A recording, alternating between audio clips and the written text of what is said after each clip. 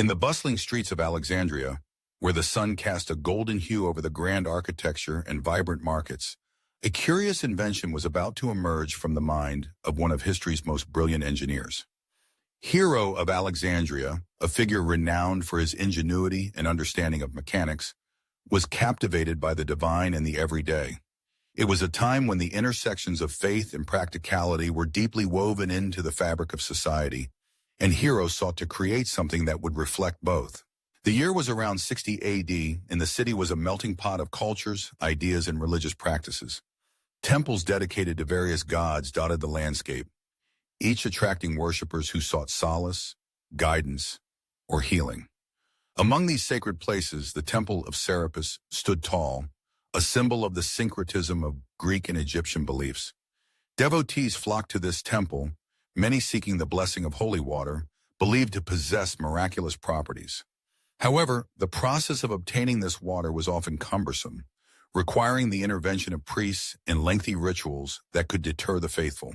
Hero, ever the innovator, observed this ritual and saw an opportunity for improvement.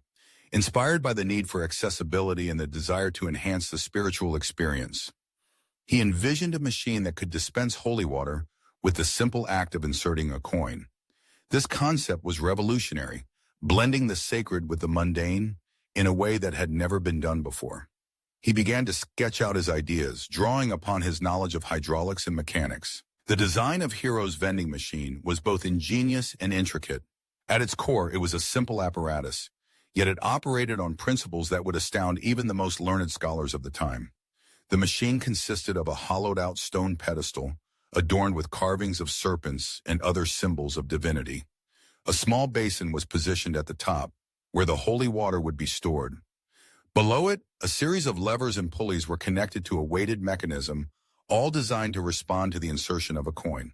When a coin was placed into a designated slot, it would trigger a series of counterweights that would lift a barrier, allowing the holy water to flow into the waiting hands of the supplicant. The water would trickle down from the basin, cascading into a small, engraved cup that collected the precious liquid. Once the coin was deposited, the barrier would close, ensuring that the water was dispensed only to those who offered payment, however modest. This mechanism not only ensured the sanctity of the water, but also introduced a sense of fairness and order to the process. The significance of Hero's invention extended far beyond its mechanical ingenuity. It symbolized a shift in how the sacred could be accessed. No longer did one need to rely solely on the whims of priests or the lengthy rituals that often accompanied religious practices. Instead, the vending machine democratized access to holy water, allowing anyone, rich or poor, citizen or visitor, to partake in a sacred experience. This innovation echoed the burgeoning spirit of individualism that was beginning to take root in the ancient world.